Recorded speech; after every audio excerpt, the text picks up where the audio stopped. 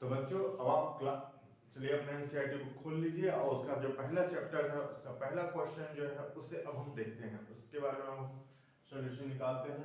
तो हमारा जो पहला क्वेश्चन है वो है, is zero a rational number, can you right it in the form p by q where p and q are integers and q is not equal to 0। इसे हम हिंदी में समझते हैं, जीरो क्या एक रैशनल नंबर है, क्या हम इसे p by q के फॉर्म में लिख सकते हैं जहां पे p and q एक इंटीजर है और q हमारा जीरो नहीं है। तो इसका आंसर होगा यस। तो इसका आंसर होगा yes, zero is a rational number.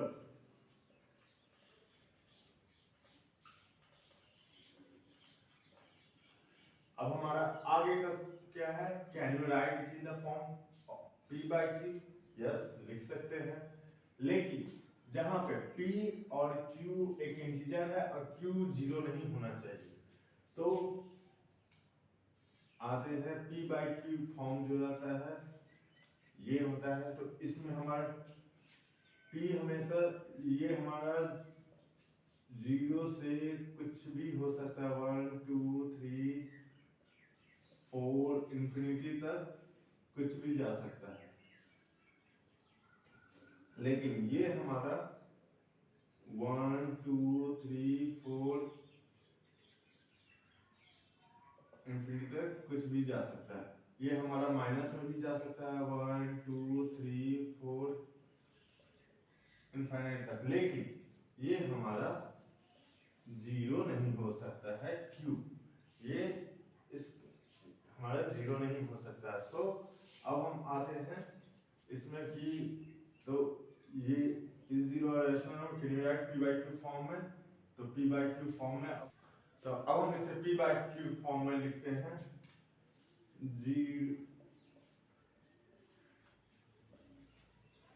Zero by 1 0 by 2 0 by 3 0 by 4 0 by 5। ये हमारा p by q फॉर्म में रहा, जिसे हम इसमें डिवाइड भी करते तो 0 0 होता है, जो कि 0 इज अ रैशनल नंबर, ये हम p by q फॉर्म में इसको हम लिख सकते हैं। ये चीज हमेशा याद रखिएगा कि 0 एक रैशनल नंबर होता है। ठीक है, दूसरे क्वेश्चन पे जिसका अब हम आते हैं दूसरे क्वेश्चन पे, find 6 rational number between 3 and 4। 3 and 4 दो नंबर के बीच में हमें 6 रैशनल नंबर निकालने हैं। तो हमने रैशनल नंबर के बारे में हमेशा पहले जैसे पढ़ा था, p by q के फॉर्म में जो रहते हैं उसे रैशनल नंबर कहते हैं। ये हम फिर से आपको बता देते कि जिस तरह अब 3 और 4 के बीच में हमें 6 रैशनल नंबर निकालने हैं, तो वो कैसे, तो ये जानते हैं।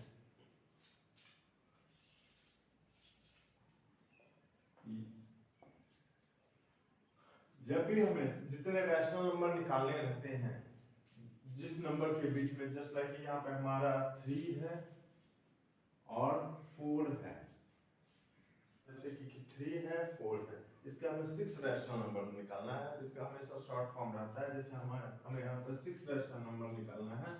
तो 6 जो भी हमारा ये जो नंबर है उसका जो डिनोमिनेटर होता है उसे हम 1 मानते हैं।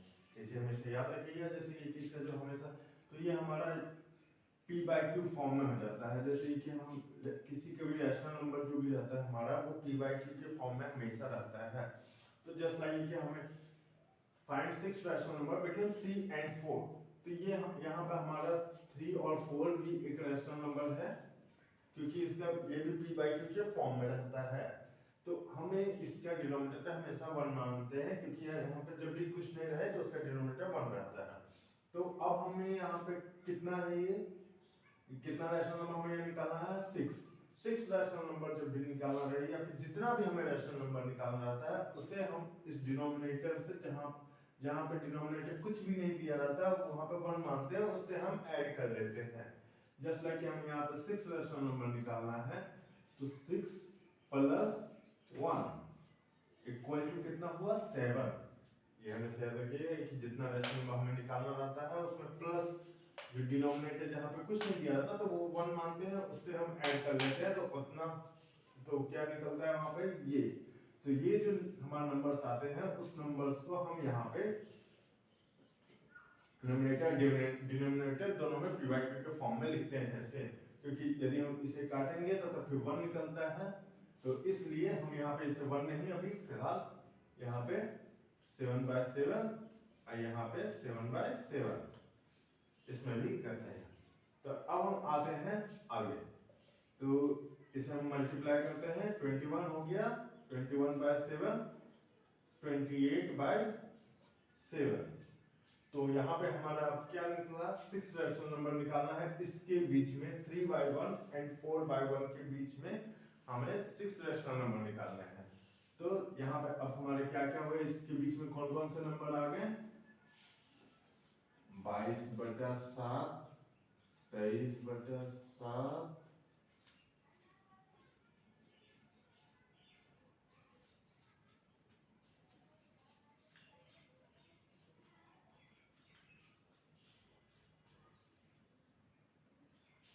तो ये रहा 22/7, 23/7, 24/7, 25/7, 26/7, 27/7, ये हमारा 6 रैशनल नंबर ये हमारा आया, जो कि हम जैसे यहाँ पे किया था, find 6 rational number between 3 and 4, तो वो हमारा 6 हुआ, 1 2 3 4 5 6। हमेशा याद रखिएगा, एक शॉर्ट ट्रिक मैं आपको बता रहा हूँ, जब भी हमेशा क्वेश्चन कभी भी टफ नहीं होती है, उसे हम सॉल्यूशन करने का नजरिया देखते हैं। तो वैसे ही 6 रैशनल नंबर्स, जैसे हमें यहाँ पे हमें जितना रैशनल नंबर थी, यहाँ पे हमें 5 कहा जाता, जस्ट लाइक कि हमें एक और एग्जांपल अभी लेते हैं 5 का। मान लीजिए कि यहाँ पे ये 5 बोल दिया, 5 रैशनल नंबर्स, तो यहाँ पे हम क्या करेंगे, 5 + 1 कर देंगे, ये हो गया 6। यहाँ पे हम सारा चीज सेम एज यूजुअल वैसे ही करेंगे, 4/1, इसको हम 6/6 कर देंगे, इसको भी हम 6/6 कर देंगे, कितना हुआ 18/6, 24/6। अब यहाँ पे हमारा क्या निकलेगा, 19/6, 20/6, 21/6, 22/6,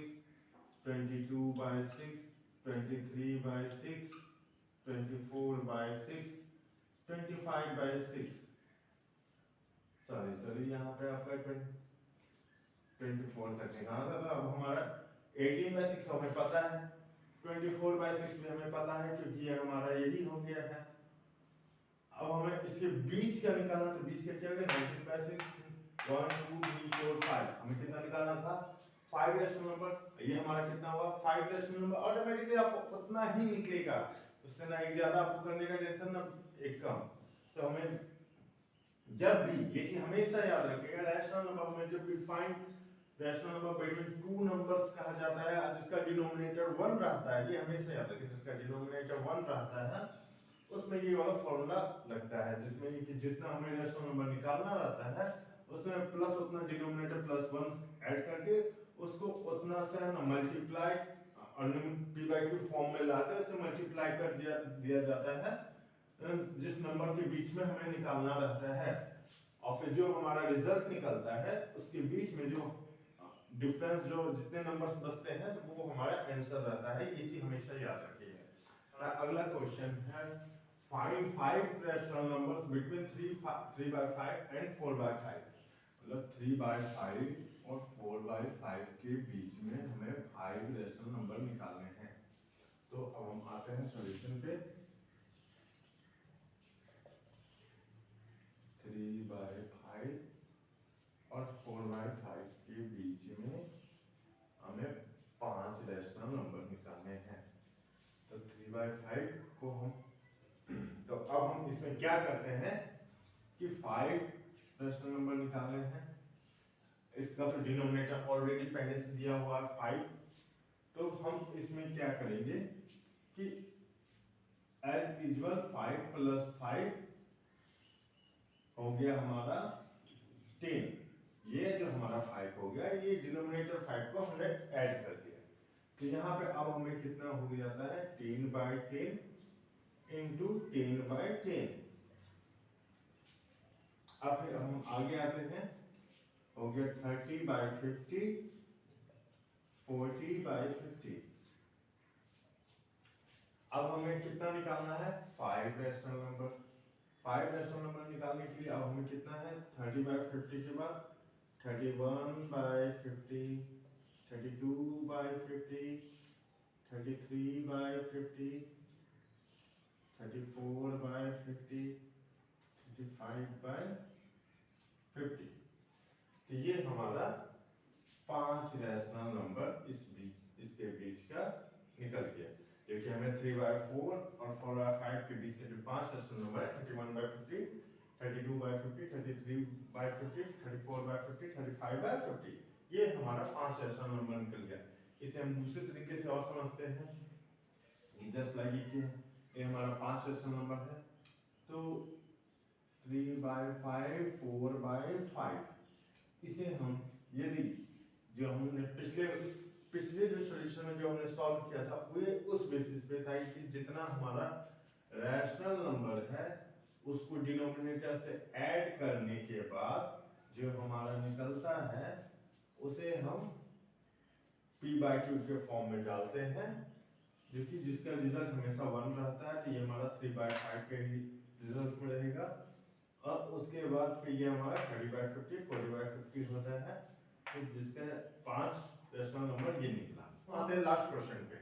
every rational number is a whole number, मतलब कि हमारा एवरी जितने भी हमारे नेचुरल नंबर है वो होल नंबर होते हैं। ठीक है, ये जितने भी हमारे नंबर्स होते हैं नेचुरल नंबर्स, जो हमने पिछले क्लास में हमने इंट्रोडक्शन क्लास में हमने जाना था नेचुरल नंबर्स के बारे में, तो वो हमारे सारे होल नंबर्स होते हैं।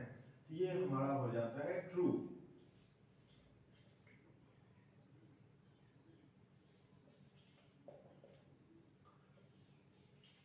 अब हम आते हैं अगले क्वेश्चन पे। Every integer is a whole number, मतलब जो हमारे जितने भी इंटीजर हैं वो हमारे होल नंबर्स हैं? नहीं, हमारे सारे इंटीजर्स होल नंबर्स नहीं होते हैं, तो ये हमारे हो जाएंगे फॉल्स।